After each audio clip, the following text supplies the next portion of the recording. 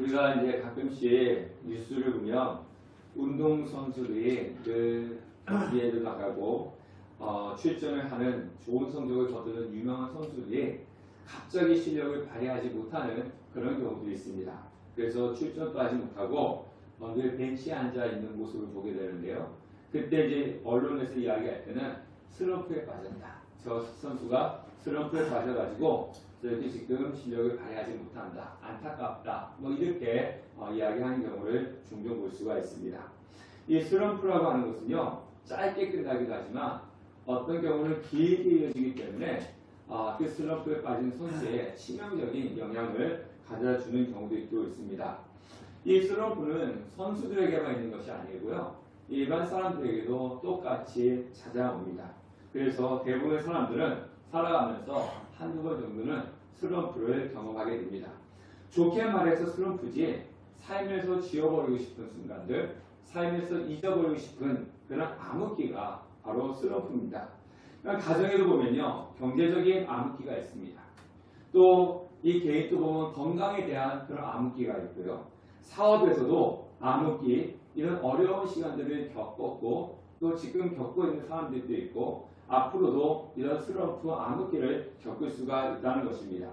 근데 이런 암흑기는요, 슬럼프는 예수님을 안 믿는 사람에게 오는 것이 아니라 예수님을 믿는 성도들에게도 똑같이 찾아온다는 겁니다. 그래서 이 땅에 살아가는 모든 사람들은 삶에 암흑기가 있습니다. 그런데 삶에 암흑기가 있다 할지라도 우리 예수 그리스도를 믿는 사람은 믿지 아니한 사람들과 다른 점은요. 나 혼자가 아니라 하나님이 나와 함께 계신다라고 하는 사실입니다. 우리는 그 사실을 믿어야 되고요. 그리고 성도의 슬럼프는요. 다시 도약할 수 있는 기회가 되며 또 하나님을 만나는 귀한 시간이 되기도 한다는 것입니다. 그래서 때로는 모든 것이 슬럼프 때문에 힘들고 어려운 시간이 아니라 때로는 슬럼프가 나를 유익하게 하는 시간이 되기도 하는 것입니다. 혹시 이곳에 계신 성도님들 가운데서 삶의 슬럼프를 겪고 계신 분이 있다면 그 슬럼프를 통해 가지고 하나님이 나를 더욱더 성숙시켜가는 과정이라고 여기시고 하나님께 기도함을 통해서 그 어려움을 이겨내시기를 바라겠습니다. 자, 11월에는요. 사사기 말씀을 살펴보고 있습니다. 이 사사기서는 이스라엘의 역사 가운데 영적인 슬럼프, 즉 영적인 암흑기를 가지고 사사기서다라고 얘기합니다. 우리나라 역사의 가장 암흑기는 이 일제강점기였을 것입니다. 이 이스라엘 백성들은 영적으로 하나님을 가장 멀리 떠났던 시간이 이 사사기 시대입니다. 그래서 이 시간은 지우고 싶고 그리고 기억하지 않고 싶은 시간이기도 합니다. 이 사사기의 특징을 2장 11절에서 23절 말씀 보면은 아주 요약을 해서 잘 말씀을 하고 있습니다. 이 사사기 시대는요. 이스라엘 백성들은 하나님의 목전에서 악을 행하고 하나님을 떠났습니다. 그리고 바알을 섬겼습니다. 그러나 그 결과 하나님께서는 이스라엘 백성들에게 대적을 통해서 고난을 주시고 고통을 당하게 하셨고 그 고통당하는 가운데 이스라엘 백성들은 하나님을 찾고 하나님께서는 구원자를 보내가지고 구원자 사사를 보내서 이스라엘 백성들을 구원해 주게 됩니다. 그 평온함을 누리게 되죠. 평온함을 누리는 가운데 또다시 이스라엘 백성들은 하나님을 떠나고 하나님 앞에 죄를 짓고 그래서 하나님께 주신 또 징계를 받는 이런 고리가 계속 이어져 가고 있습니다. 그래서 사사기 시대는 이런 악의 고리가 이어져 내가는데 23절 말씀 보면 이렇게 말씀을 하고 있습니다. 여호와께서 그 이방 민족들을 머물러 두사 그들을 속히 쫓아내지 아니하셨으며 여호수아의 손에 넘겨주지 아니하셨더라 라는 말씀을 하고 있습니다. 그러니까 우리가 이 말씀을 통해서 알 수 있는 것은 하나님께서 이스라엘 백성들을 위해서 이방 민족들을 쫓아내지 않았다는 거예요. 이방 민족들을 쫓아내지 않고 가나안 땅에 남겨두신 이유가 이스라엘 백성들을 위해서다라고 말씀을 하고 있습니다. 자, 그러면 우리가 이스라엘 백성들이 왜 하는 것이라면 이방 민족들을 쫓아내야죠. 쫓아내서 그 이스라엘 백성들이 고통을 당하지 않게끔 해야 되는데 성경에는 분명히 이야기하는 것이 이스라엘 백성들을 위해서 이방 백성들을 쫓아내지 아니하셨다라고 하는 것입니다. 그러면 하나님께서는 왜 이방 민족들을 남겨두셔가지고 이스라엘 백성들을 고통받게 하는 것이 이스라엘 백성들을 위한 것이냐라고 하는 겁니다. 그거는요. 이스라엘 백성들은 평안할 때가 아니라 고난을 받을 때 하나님을 찾았기 때문에 그렇습니다. 그리고 반대로 평안할 때는 하나님을 떠났기 때문에 이스라엘 백성들을 하나님을 떠나지 않게끔 하는 도구가 무엇이었냐면은 이방 민족들을 통해서 고난을 받는 것이었습니다. 그래서 이스라엘 백성들 곁에는 항상 이방 민족들을 남겨주셨던 것입니다. 이것을 통해서 우리가 알 수 있는 것은요, 우리의 삶 가운데 고난을 하나님께서 남겨주신다는 거예요. 우리가 생각할 때 하나님이 우리를 위한 것이라면, 우리를 생각하시는 것이라면 고난은 빨리 떠나가고 내 근처에는 고난이 없게끔 해주셔야 되는데, 하나님은 항상 우리 곁에 고난을 남겨두고 계신다는 겁니다. 그 이유가 무엇이냐면요, 성도는 고난이 없으면 하나님을 잊어버릴 위험이 아주 높기 때문에 그렇습니다. 반대로 고난을 당할 때 하나님을 찾는 경우들이 많이 있습니다. 그래서 고난은 나에게 유익이다 라고 그렇게 말씀을 하고 있는 겁니다. 그렇다고 해가지고 우리는 고난을 받을 때 하나님을 가까이 해, 그래서 일부러 고난을 찾아다닐 필요는 절대로 없습니다. 내가 실수를 하고 내가 잘못을 해서 고난을 당하는 경우들이 또 많이 있습니다. 그렇지만 내 삶에 평안이 있을 때도, 내 삶에 고난이 있을 때도 늘 언제나 열심히 하나님을 찾는다면 우리 삶 가운데 고난은 오지 않을 수도 있습니다. 그래서 우리는 평안할 때나 어려울 때나 변함없이 하나님을 찾고 하나님을 잘 섬기는 성도가 되어야 되는 것입니다. 자, 그러면 고난을 통해서도 하나님을 섬겨야 하는 이유가, 고난을 통해서 하나님을 섬겨야 하는 이유가 무엇이냐? 사람은요, 하나님을 떠나는 것이 저주이기 때문에 그렇습니다. 우리는 축복하면 어떤 것을 생각합니까? 우리나라 같은 경우 오복이라 그러면은 아프지 않고 오랫동안 살다가 죽는 거, 등등 여러 가지가 있지 않습니까? 근데 사람에게 있어서요, 가장 큰 축복은 무엇이냐면요, 돈이 많은 것이 축복이 아닙니다. 건강하게 사는 것이 축복이 아닙니다. 자녀들이 잘 되는 것이 축복이 아닙니다. 이것도 물론 축복이 맞습니다만, 그러나 사람에게 가장 큰 축복은 무엇이냐면요, 하나님을 떠나지 않고 하나님을 믿고 섬기는 것, 그것이 가장 큰 축복입니다. 하나님을 떠나고 하나님을 섬기지 않는 가운데 건강이 있고, 하나님을 떠나고 하나님을 섬기지 않는 가운데 물질이 많다, 이건 축복이 아닙니다. 하나님을 섬기는 가운데 내 몸이 아프고, 하나님을 섬기는 가운데 나한테 물질이 없고 가난하다 할지라도 이것이 큰 축복이 되는 것입니다. 그래서 우리는 하나님 없는 삶이 가장 저주스러운 삶이라는 것을 분명히 기억하시기를 바라겠습니다. 오늘 본문으로 들어와서 이렇게 시작을 하고 있습니다. 12절 말씀을 보니까 12절 다 같이 한번 읽어보도록 하겠습니다. 12절 시작. 이스라엘 자손이 또 여호와의 목전에 악을 행하니라. 이스라엘 자손이 여호와의 목전에 악을 행함으로 여호와께서 모압과 에글론을 강성하게 하사 그들을 대적하게 하시네. 자, 이스라엘 백성들이 악을 행했는데, 하나님 목전에서 악을 행했는데 어떻게 행했다고 했습니까? 또 악을 행하였다. 그죠? 성경에는 또 악을 행했다고 했습니다. 자, 그러면 이 말씀은요, 이스라엘 백성들이 그동안 죄를 짓지 않고 있다가 다시금 반복해서 죄를 지었다. 그동안 죄 안 짓다가 옛날에 죄 한번 지었고 안 지었다가 다시 지었다, 이렇게 생각을 할 수가 있는데, 이 말씀을 직역하면 이런 내용이 아닙니다. 이 본문을 직역하면요, 이스라엘 백성이 여호와의 목전에 그 악을 행하기를 증가시켰다, 늘렸다, 이런 의미를 가지고 있는 겁니다. 즉 무슨 이야기냐면, 이스라엘 백성들은 죄를 지은 전력이 있습니다. 자, 이스라엘 백성들은 가나안 땅에 들어가서 가나안 땅을 점령했습니다. 그래서 여호수아가 사는 날 동안은요, 하나님을 섬겼어요. 근데 여호수아가 죽고 나니까 이스라엘 백성들이 어떻게 됐냐면요, 하나님을 떠나버렸습니다. 하나님을 떠나고 이방 신을 섬겼어요. 그래서 하나님께서 메소포타미아 왕 구산 리사다임의 손에 넘겨주어가지고 그래서 8년 동안 고통을 받게 했습니다. 8년 동안 고통을 받으니까 이스라엘 백성들이 그제서야 하나님을 찾습니다. 하나님 힘듭니다. 하나님 도와주세요. 하나님 우리 이 어려움을 해결해 주세요 하고 하나님께 기도합니다. 그러니까 하나님께서 온니엘이라고 하는 사사를 보내가지고 그래서 그 이스라엘 민족들을 구해줍니다. 그래서 고난이 유익이라 하는 이유가 여기 있는 거예요. 이스라엘 백성들이 평안할 때 하나님 찾지 않고 고난이 있으니까 하나님을 찾았습니다. 그래서 40년 동안 평온하게 보냈습니다. 그래서 40년 동안 평온하게 보내고 난 이후에 오늘 이 말씀이 나오는 겁니다. 이스라엘 백성들은요, 온니엘이라고 하는 사사의 통치 아래 있을 때 잠시 감추어 주었던 그 죄악들을 이 온니엘이 죽고 난 이후에 다시 반복하고 그것을 더 늘렸다는 거예요. 온니엘이 통치하는 그 시간 동안 죄를 안 지었다 이게 아닙니다. 죄악이 있었다는 거죠. 근데 그것이 작았다는 겁니다. 근데 온니엘이 죽고 난 이후에 그 죄를 더 크게 더 많이 지었다는 거예요. 이스라엘 백성들이 정말 평안할 때 처음에는 하나님께서 부산 미사다임 왕에서 구해주니까 어떻겠습니까? 우리가 어려움과 고통이 있을 때 하나님께서 그 고통을 해결해 주면 어떻게 합니까? 예? 여러분들이 기도 제목 들어주었어요 하나님께서. 그러면 당장 하나님 감사합니다 하고 감사원금 하고 막 이러면서 되게 하나님 좋아하잖아요. 근데 시간이 있으면 어떻게 되죠? 예, 잊어버리죠. 삶이 평안이 있으면은 이제 하나님의 그 처음에 감사함 잊어버리고 다른 생각이 들기 시작하는 거예요. 그러니까 이스라엘 백성들도 똑같아요. 처음에 그 온유를 통해서 하나님께서 메소포타미아 부산 미사다임에서 구해줬더니 감사합니다 감사합니다 그랬는데 시간이 지나니까 죄악이 완전히 없어진 건 아니에요. 조금씩 죄악이 있었던 거죠. 그런데 온유를 딱 지키고 있으니까 크게 죄를 짓지 못했어요.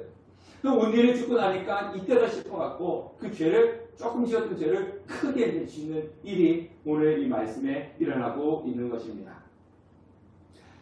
오랫동안 못하게 하다가 하라고 허용을 하면요. 이 억눌렸다가 갑자기 팍 땜이 터듯이 나오지 않습니까? 우리나라가 위드 코로나를 시작한 지 일주일이 되어 가는데요. 우리 위드 코로나 때 정부는 조금씩 풀어주려고 합니다. 근데 사람들은요. 그 전에 못했던 것을 보상이라도 받을 마음으로 더 많이 하려고 하죠. 위드 코로나를 하니까 확진자가 어떻게 되었습니까? 더 많아졌잖아요. 예, 일주일 동안 보니까 이 위드 코로나에서 확진자가 더 많아졌고요. 그리고 술집마다 유흥업소들마다 사람들로 인산인해를 이루고 있고요. 제가 어저께 이 설교 준비하면서 보니까요. 음주 운전하다가 격발된 경수가요. 일주일 사이에 하루하루를 다르게 더 많아지는 거예요. 네, 그러니까 그동안 술도 마시지 마라, 뭐도 하지 마라, 10시 이후에는 뭐 문을 닫아야 된다 이렇게 했다가 위드 코로나 통해가지고 그 확 풀어주니까 사람들이 확 일어나는 거예요. 그래서 식당마다 사람들이 들끓고요, 술집마다 사람들이 들끓고요, 뭐 거리마다 사람들이 들끓고 그런 일이 지금 벌어지고 있습니다. 오늘 위드 코로나 하고 난 이후에 첫 주일입니다. 교회도 정말 그 세상 사람들이 술집에 가고 식당에 가고 어디 가는 것처럼 인사인해를 이루면서 교회 가서 예배 드리는지 잘 모르겠습니다. 우리 교회는 지금 안 보이시는 분들이 많이 있는데요. 뭐 다른 교회는 어떤지는 모르겠지만 우리 예수 믿는 성도들이 세상 사람들보다 더 하나님 앞에 예배 드리는 모습이 있어야 되는데 그런 모습이 있는지는 두고 봐야 될 것 같습니다. 어찌되었든지 간에 이렇게 통제를 당하고 억눌렸다가 이제 허용하니까 이제 분물을 터듯이 이제 나온 것과 같이 이 지금 이스라엘 백성들이 그동안 죄악이 있었는데 죄를 짓고 싶었는데 못하게 누르고 있던 것들이 온유를 짓고 나니까 확 터져서 죄 짓는 것이 많아진 그런 상태를 지금 오늘 12절 말씀에 이야기를 하고 있는 것입니다. 그래서 우리는요, 이 하나님을 섬길 때 처음에는 고난 가운데 고난 해결되면 감사하지만 배가 따뜻해지고 등이 따뜻해지면 어떻게 됩니까? 나에게 이런 어려움이 있게 하신 이 따뜻하고 평안해지니까 죄가 짓게 되고 하나님은 멀어지게 되는 거죠. 우리 다니엘 기도회가 이제 우리 6일에 했고 오늘 7일째 들어가지 않습니까? 오늘 저녁에도 이제 기도회가 있는데요. 그 나와서 하시는 강사분들의 공통점이 뭡니까? 말씀의 공통점이 뭐냐면 인생은 영적 싸움이다 라는 거지 않습니까? 그래서 내가 잠시라도 긴장의 마음을 놓게 되면은 사단이 공격해 와서 나를 사로잡아 버리기 때문에 우리는 늘 깨어서 승리해야 된다. 이것이 이제 강사분들의 이야기입니다. 자, 거기 강사는요 아무나 나오시는 분이 아니에요. 그냥 이렇게 좀 유명하니까 나오세요 이게 아니라 정말 삶 가운데서 철저하게 영적 싸움을 하시고 승리하는 그런 경험을 했던 분들이 나와서 간증을 하는 거지 않습니까? 제가 여러 번 말씀드렸잖아요. 여름에 물가에 놀러가서 이 비치고를 물속에 집어넣었을 때 이 공기가 들어있는 비치고를 물속에 집어넣을 때 이 물속에 집어넣으면 이 공은 위로 떠오르고 하죠. 근데 위로 떠오르지 못하도록 하기 위해서 어떻게 해야 됩니까? 힘을 줘서 눌러야지만이 이 비치고리 물속에 들어가 있는 것이지 놔두면 물 위로 떠오르게 마련입니다. 그래서 힘을 다해서 눌러야 되는 것처럼 우리 마음속에는 뭐가 항상 존재합니까? 죄성이 존재하는 거예요. 예수 그리스도를 믿어도 죄성은 사라지지 않습니다. 죄성이 있는 거죠. 그래서 항상 우리는 뭐 하고 싶은 욕구가 생기냐면요. 죄를 짓고자 하는 욕구가 자꾸 생기는 거예요. 하나님을 찬양하고 하나님께 영광을 돌리려고 그런 마음이 들기도 하지만은 내 속에 있는 죄 욕구가 나오는 겁니다.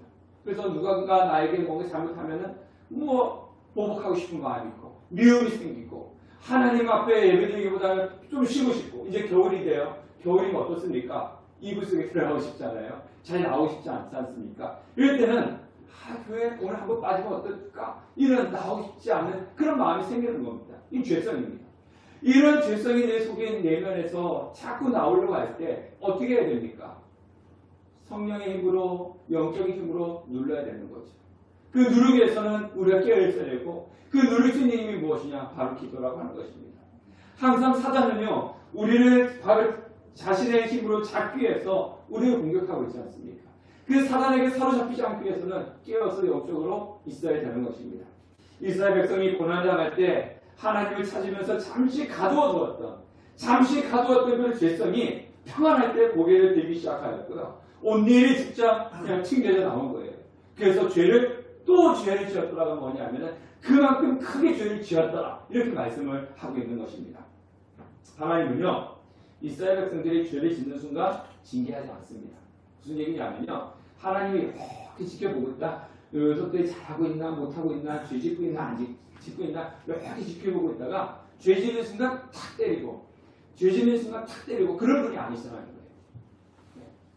얼마나 그러면 숨막혀 살겠어요. 내가 여기 있다가 한번 생각해 보세요. 오늘 교회 안 나가면은 하나님께서 그냥 확 우리 징계하고 오늘 또 이렇게 있다 내가 잘못하면은 하나님께 확 징계하고 그러면은 하루하루 살아가는 게 얼마나 숨막히겠습니까? 내가 지금 잘못하면은 하나님께 징계받는데 오늘 교회 안 나가고 누워 자다가 하나님께 징계받으면 이건 잠도 제대로 못 잘 거 아니에요. 근데 하나님은 그런 분이 아니십니다.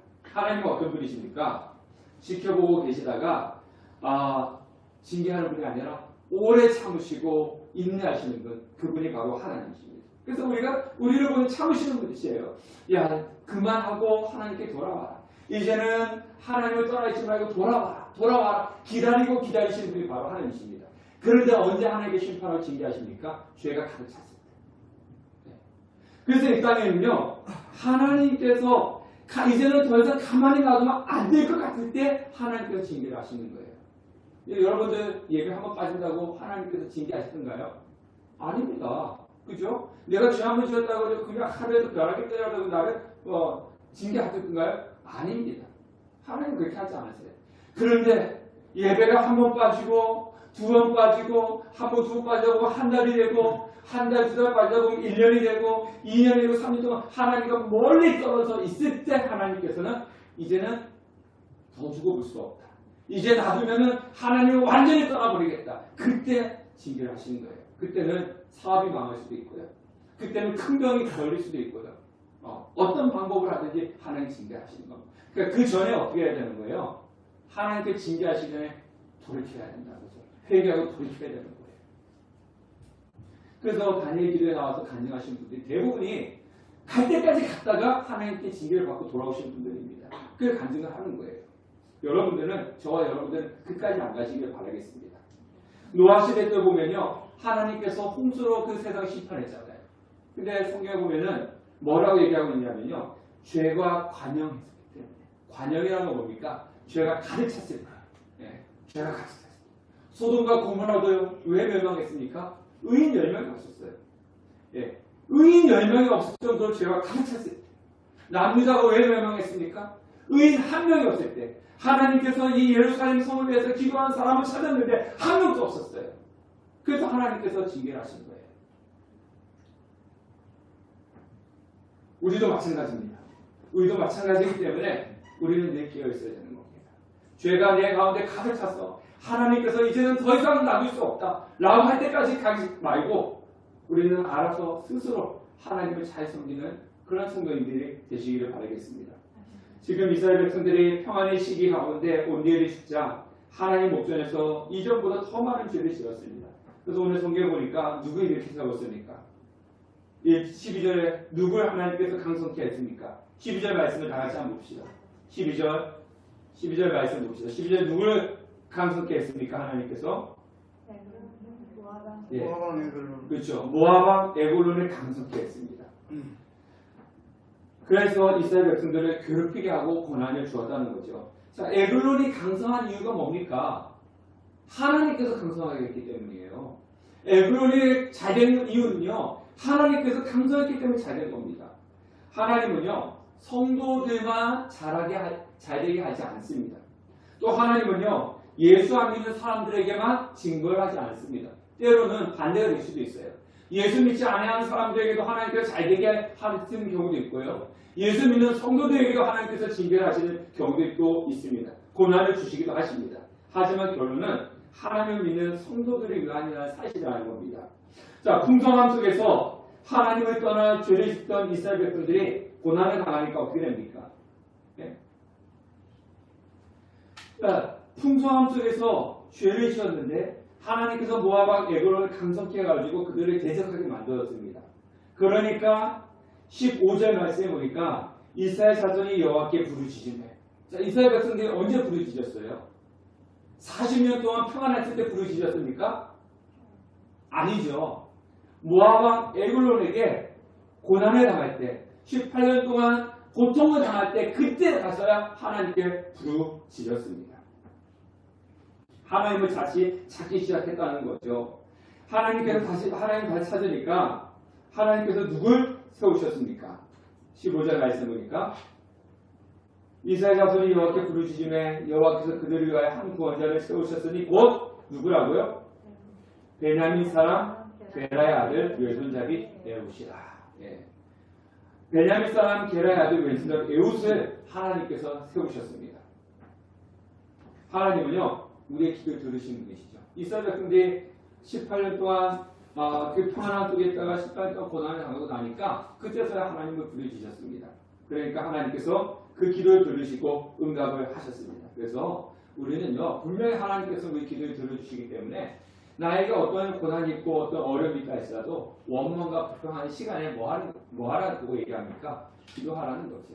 예, 그러면 하나님께서 기도를 들으시고 응답해 주십니다. 자, 다 알고 있지만 우리는 다 알아요, 그죠? 여러분들 기도해야 된다는 거 다 알고 있고 하나님께 응답해 주시는 거 다 알고 있지 않습니까? 근데 아는 걸로 끝나면 아무 소용이 없습니다. 여기에 이것이 예를 들어서 이것이 뭐 다이아몬드로 되어 있는 잔해라고 생각해 봅시다. 되게 좋은 거지 않습니까? 이 다이아몬드 유리지만은 근데 여러분들이 알아요. 이게 다이아몬드로 되어 있는 아주 귀한 것이다. 다 알아요. 갖고 싶어요. 알고 갖고 싶은 걸로 끝나면 안 되죠. 여러분들 것이 되게 하기 위해서 뭐 해야 됩니까? 돈을 주고 사야죠. 아니면 강제로 뺐든지 아니면 훔쳐가든지 뭐 그래서 훔치라는 소리는 아니지만은 어떻게 돼? 저거 너무 좋아. 저거 나 갖고 싶어. 저게 나한테 있었으면 좋겠어. 너무 좋아. 이게 알고 있으면 안 되는 거예요. 저게 정말 나한테 도움이 되고 나에게 유리는 좋은 걸 아시려면 돈을 주든지 어떻게든지 가서 달라고 요청을 하든지 해가지고 내 거가 되게끔 해야 되는 거지 않습니까? 우리는 다 알아요. 기도해야 된다면 다 알아요. 기도하면 하나님께 들어주시면 다 알아요. 아는 걸로 끝나면 안 된다는 거죠. 뭐 해야 됩니까? 기도를 해야지 그것이 내 거가 되는 거예요. 네. 근데 아는 걸로만 끝나는 성도들이 너무 많이 있습니다. 그래서 기도를 경험 못하는, 하나님 응답을 경험 못하는 거죠. 기도하면 내 것이 되거든요. 기도하면 영적으로 우리가 살아납니다. 우리가 영적으로 살아나면 하나님의 축복을 받습니다. 그래서 우리가 잘 되는 것을 싫어하는 존재가 하나 있어요. 저와 여러분이 잘 되는 것을 싫어하는 존재가 있어요. 이 함께하는 교회가 잘 되는 것을 싫어하는 존재가 있어요. 누굽니까? 사단입니다. 그래서 사단은요, 우리가 기도하면 잘 된다는 걸 알아요. 그러니까 우리가 잘 되는 것을 싫어하니까 기도는 뭐를 방해하는 거예요? 기도하지 못하게 하는 거예요. 기도하지 못하도록. 기도해봐야 뭐 쓸모가 있어? 기도하면 응답이 돼? 그 시간에 다른 거 하지? 공부하지? 나가서 돈을 벌지? 기도해봐 뭐 쓸모가 있어? 그래서 피곤하니까 쉬어 뭐 등등 이렇게 해가지고 우리를 기도하지 못하게끔 만드는 것입니다. 그래서 우리는 그 사단의 방해 때문에 기도를 못하는 거예요. 여러분들, 다른 사람이 잘 되는 것이 싫다면 그 사람이 기도하지 못하게 하면 되는 겁니다. 근데 다른 사람이 잘 되기를 원한다면 그 사람을 어떻게든지 기도하게끔 만드셔야 되는 겁니다. 그래서 저는 여러분들이 잘 되기를 바랍니다. 저는 여러분 우리 성도님들이 축복받기 원합니다. 그래서 기도하라고 기도하는 자리를 자꾸 만드는 이유가 거기에 있는 것입니다. 하나님께서 이스라엘 백성들의 기도를 들으시고 구원자를 보내주셨는데 그 구원자가 누구냐? 바로 베냐민 사람 게라의 아들 왼손잡이 에웃입니다. 자, 성경에서는 이 베냐민 사람 에웃 이렇게 하면 되잖아요. 그냥 하나님께 보내주셨다. 그러면 베냐민 사람 에웃을 보내주셨다. 이렇게 하면 되는데 굳이 성경에는 뭐라고 집어넣습니까? 왼손잡이 에웃이다. 왼손잡이라고 꼭 넣어야 되니까요. 그냥 베냐민 사람 게라의 아들 에웃을 하나님께 보내주셨다. 이러면 되는데 꼭 성경 앞에 왼손잡이라고 하는 그 단어를 넣었습니다. 왼손잡이라고 하는 말을 넣었다는 것은 하나님께서 이 왼손잡이를 통해서 우리에게 하시고자 하시는 말씀이 있다는 거예요. 자, 우리나라는요 오른손잡이의 문화입니다.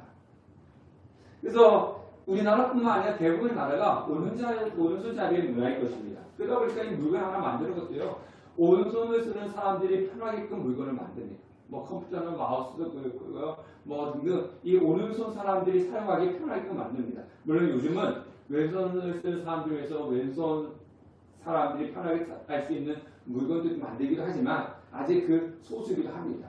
그리고 그러다 보니까요 왼손을 사용하는 사람들이 설 자리가 없는 경우들이 참 많이 있어요. 우리나라도 지금은 오른손잡이, 왼손잡이 큰 차별을 두지 않지만요 제가 어릴 때 말도요 저희 할아버지가 왼손 쓰면 못 쓰겠어요. 그리고 또 왼손 쓰는 사람 있으면 예전에는요 사람 취급을 못 받았던 우리 왼손잡이 이러면은 약간 평범하지 않은 사람으로 분류하던 그런 시절이 있었습니다.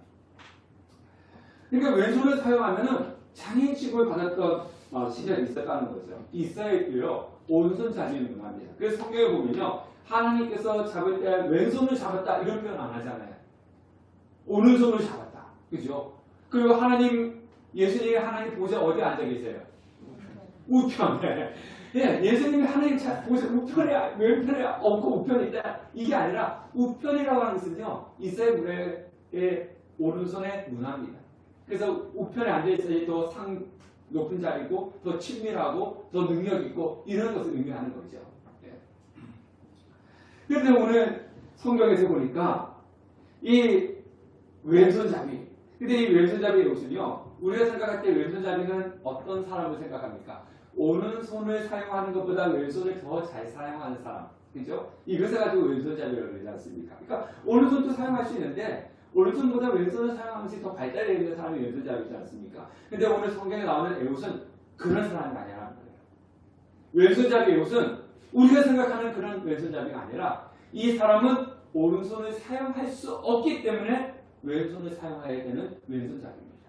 네. 오른손을 사용할 수 있는데 이것이 왼손이 더 발달되어 있는 존재가 아니라 오른손을 사용할 수가 없어요. 뭐 선천적으로 오른손을 사용할 수 없었다든가 아니면 무슨 사고를 당해서 오른손이 어떻게 됐다든가 그래서 오른손을 전혀 사용할 수 없고 그래서 왼손을 사용했어야만 하는 사람이 왼손잡이 에웃입니다.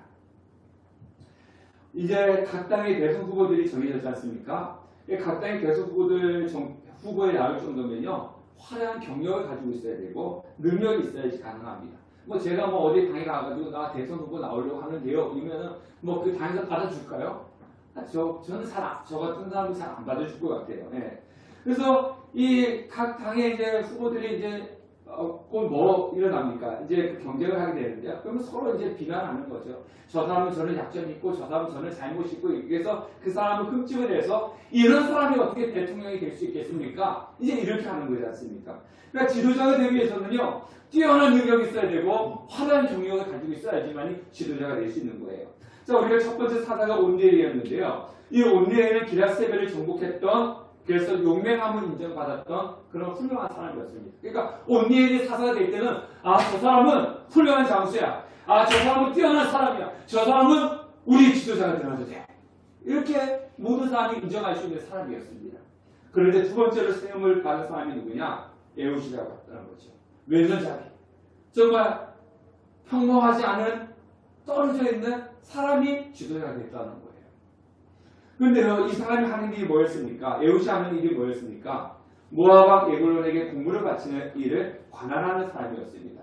그러니까 모압 왕 에글론의 입장에서 볼 때 저 사람은 와서 공물을 바쳐도 우리한테 하나도 해가 될 수 있는 사람이 아니다는 거예요.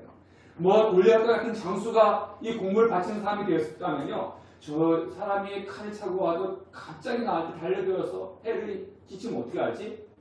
이런 두려움이 있을 텐데 이 모압왕 에글론 입장에서 이렇게 에우스 보니까 저 사람은 오른손도 사용할 수도 없고 왼손잡이고 저 사람은 아무리 와도 우리한테 해를 끼칠 수 없는 사람이야. 그러니까 마음 놓고 부릴 수 있는 사람이 에우스였다는 거예요. 자, 그런데 이 사람이 어느 날 공물을 바치러 갈 때 칼을 오른쪽 다리에 차고 갔습니다. 자, 옛날이나 지금이나 왕을 만나고 대통령을 만나러 갈 때 무기를 가지고 갈 수 있습니까? 못 갖고 가죠. 그 들어가기 전에 다 검열을 받죠. 그리고 무기를 가지고 왕 앞에 가면 이건 반역입니다. 예, 여러분들 그 영화나 사극 보면요. 무기를 가지고 왕 앞에 못 갑니다. 그 갖고 들어가면 반역이거든요. 아무리 측근이라 할지라도요. 그런데 이 오늘 성경 보니까 이 에봇이 오른쪽 다리에 허벅지에다 칼을 찼어요. 그리고 왕 앞에 갔어요. 누구한테 제재를 받지도 않았어요. 네. 그냥 왕 앞에까지 갔지 않습니까? 이건 뭡니까? 저 사람은 사람들이 생각할 때 저 사람은 칼을 차고 올 위임도 안 되고 저 사람은 왕을 해할 수 있는 위임도 안 되는 거야. 그러니까 몸 수색도 하지 않고 그냥 이렇게 왕 앞에까지 보낸 거죠. 그리고 이 에봇이 내 왕 앞에 독대해서 개인적으로 할 얘기가 있습니다. 라고 할 때 왕이 뭐라고 했습니까? 그래서 조용히, 야, 너네 다 떠나가. 나 혼자 만나도 돼. 이건 뭡니까? 신뢰가 아니라, 아유, 저 사람은 나 하나 해할 수 없는 아주 그냥 보잘도 없는 존재야. 그러니까 마음 놔도 돼. 이렇게 해서 지금 이 모압왕 에글론이 에웃을 만나는 것입니다. 그러니까 왕뿐만 아니라 신하들 눈에도 부족하고 볼품없는 사람이었습니다. 자, 볼품없는 사람이었기 때문에 이 몸 수색도 하지 않은 거죠. 자, 칼을 어디에 찼다 그랬어요? 오른쪽 차게 찾지 않습니까? 자, 그러면 왼손잡이기 때문에 칼을 빨리 뽑아갖고 사용하려면 오른쪽 다리에 차야 될까요? 왼쪽 다리에 차야 될까요? 네, 여러분도 한번 지금 이렇게 해보세요. 어디가 편해요? 오른쪽. 네, 왼쪽이 편합니다. 자, 한번 반대로 한번 해보세요. 칼을 오른쪽에서 빼는 게 쉽겠어요? 왼손으로? 오른쪽에서 빼는 게 쉽겠어요? 왼쪽 사람이 왼쪽에 칼을 놓고 이렇게 빼는 게 쉽지 오른쪽 몸을 돌려야 되지 않습니까? 이렇게. 어려운 거예요. 그러니까 이 칼을 오른쪽에 찼다는 거는 사람들이 볼 때 쟤는 오른손을 쓸 수 없고 왼손을 쓰니까 이 오른쪽에 칼을 차더라도 왼쪽에 차야지 오른쪽에 찰 수가 없어서 전혀 몸 수색을 하지 않은 그런 상태라는 거죠. 그래서 이제 들어가서 결국 어떻게 되었습니까? 에웃이 모압왕 에글론을 그 칼로 죽이고 나오는 것입니다. 29절 말씀 보면 그때 모압 사람 약 10,000명을 죽였으니 모두 장사요 모두 용사 한 사람도 도망하지 못하였더라. 예나 지금이나 장애인은요 정상적인 사람들에 비해서 멸시를 받기 일쑤입니다. 그리고 약한 존재를 취급받는 것이 보통입니다. 그럼에도 불구하고 하나님은 사람들에게 볼품없고 그리고 약한 존재를 취급받고 있는 그 에웃을 하나님은 이스라엘 구원자로 세우셨다는 겁니다. 더욱이 이 사사 기간 동안 이 사사 시대 중에 가장 큰 긴 태평성대를 이룩한 에웃이 사사가 누구냐면요 에웃입니다. 성경 보니까 몇 년입니까? 80년이잖아요. 80년. 자, 온니엘이 다스릴 때는 몇 년이었습니까? 절반이었어요. 40년이었는데 이 부족하고 연약한 에웃이 다스릴 때는 80년이라는 시간 동안 태평성대를 평안하게 누릴 수가 있었던 것입니다. 그래서 인간에게는 약한 것이 하나님께서는 강한 것이 될 수가 있는 것입니다. 인간으로 볼 때는 강약이 아니라 인간의 입장에서 볼 때는 저 사람은 어디 대학이 중요하고 어떤 능력을 가지고 있을 것이 중요하지만은 하나님 입장에서 볼 때는요 하나님께 붙어 있느냐 하나님과 함께 있느냐 이것이 중요한 것입니다. 그런데 우리는 자꾸 하나님과 함께 있느냐 하나님께 붙어 있느냐 이것을 보지 않고 뭘 잘하지? 무슨 대학에 다니고 있지? 어떤 능력을 가지고 있지? 돈은 얼마나 있지? 이것을 보는 거예요. 인간적으로 아무리 강해 보여도 하나님께서 붙들지 않으시면 지극히 연약한 존재에 불과할 수밖에 없습니다. 그러나 아무리 인간적으로 약해 보여도 하나님께 붙들린다면 지극히 강한 존재가 될 수밖에 없는 것입니다.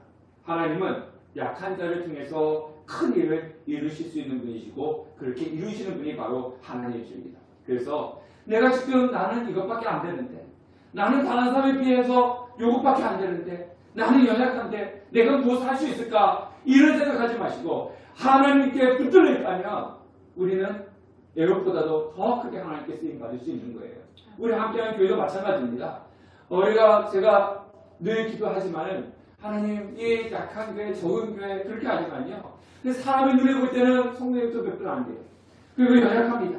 그러나 하나님께 붙들린다면 이 작은 교회도 큰 교회보다 더 하나님께 위대하게 사용이 될 수가 있는 거예요. 그래서 우리는요, 여러분 자신도 그렇고요, 우리 교회도 그렇고, 내가 무엇을 할 수 있을까? 이 연약한데 내가 무엇을 할 수 있을까? 이것이 아니라 하나님 나를 붙들어 주시고, 하나님 나를 사용하여 주시고, 하나님께 기도하며 나갈 때 우리는 그 어떤 사람보다도 더 위대하게 하나님께서 사용해 주실 것입니다. 이스라엘 백성들이 모압 왕 에글론에게 고통을 당한 시간이 18배였습니다. 그러나 하나님의 도우심으로 평안을 누린 시간은 80년이었습니다. 몇 배입니까? 5배입니다. 하나님을 떠나서 고통을 당하는 그 시간은 짧지만 하나님과 함께하는 해서 평안을 누린 시간은 길다는 거예요. 5배, 6배, 아니면 10배, 100배의 평안을 누릴 수가 있는 것입니다. 사랑하는 성도 여러분, 하나님 없는 인생은요, 고난의 시간이고 절망의 시간입니다. 그러나 하나님과 함께하는 시간은 평안과 축복의 시간입니다. 그래서 하나님이 우리에게 원하는 것은 무엇이냐면 죄를 멀리하고 하나님과 함께하는 겁니다. 다른 거 원하지 않습니다. 하나님께서 너 지금 뭐해서 어떤 업적을 이루어라. 너 지금 뭐해서 많은 것을 남겨라. 이걸 원하지 않으셔요. 하나님께서 우리에게 원하시는 것은 너가 지금 나하고 함께 있느냐 함께하지 않느냐. 하나님께 기도하느냐 기도하지 않느냐. 이것을 하나님께서 원하시는 것이지 너 지금 당장 가서 부자가 돼서 나한테 헌금 많이 바쳐라. 아니면 뭐가 돼서 뭐 해라. 이걸 하나님께서 원하시지 않는다는 거예요. 세상적인 논리를 보니까 그래야 되나 보다 이렇게 생각하고 있는데요. 아닙니다. 하나님은 우리와 함께 하시기 원하시는 분이시고 하나님을 사랑하기 원하시는 분이 바로 하나님이시라는 것입니다. 오늘도 사단은요. 우리가 하나님의 축복을 받지 못하도록 하나님과 멀어지게끔 하려고 애쓰고 있습니다. 그래서 하나님과 멀어지는 건 죄 짓는 거잖아요. 그래서 우리가 끊임없이 죄 지으려고 죄를 지어서 하나님과 멀어지라고 하나님과 멀어지면 축복이 아니라 저주를 받기 때문에 하나님과 멀어지라고 사단은 우리에게 지금 계속 유혹을 하고 있습니다. 그래서 많은 사람들이 그 유혹에 넘어갑니다. 그래서 죄를 짓고 하나님과 멀어져 갑니다. 하나님과 멀어져가고 가면 갈수록 우리에게 축복이 오지 않습니다. 그러나 하나님이 우리에게 원하는 것은 하나님과 가까이 해라. 하나님과 가까이 하면은 당연히 따라오면서 축복이다. 다른 것을 통해 축복받을 생각하지 말고 하나님과 함께하면 하나님께 주신 축복이 있다. 그래서 하나님과 함께해라. 기도해라. 이렇게 말씀을 하고 있는 겁니다. 여러분들 하나님과 가까이 축복을 누리십시오. 하나님께 기도해서 그 기도의 응답의 축복을 받으십시오. 하나님께 붙들림을 받는 것이 바로 하나님께 붙들리는 자고 그 사람이 바로 축복의 사람인 것입니다. 하나님께 붙들림을 받고 하나님의 주신 축복을 누리는 우리 성도들 되시기를 주님의 이름으로 축원합니다. 아멘.